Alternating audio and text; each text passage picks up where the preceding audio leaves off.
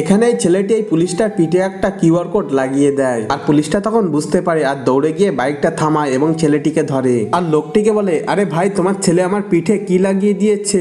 লোকটি বলে, স্যার আমাকে ছেড়ে দিন, আমার একটু তাড়া আছে, দ্রুত আমাকে এক জায়গায় যেতে হবে। পুলিশ অফিসার তখন তাদেরকে বলে, আচ্ছা ঠিক আছে তোমরা যাও। ঠিক তখন সেখানে আর একটা পুলিশ অফিসার চলে আসে এবং তাদেরকে দাঁড় করায় আর ওই পুলিশ অফিসারের পিঠ থেকে কিউআর কোডটা খুলে তার হাতে দেয়। এই পুলিশটি বলে, ভাই এটা স্ক্যান করে দেখো তো এর মধ্যে কি আছে। ওই পুলিশটা তখন কিউআর কোডটা স্ক্যান করে আর সাথে সাথে তাদের মোবাইলে একটা ভিডিও চলে আসে।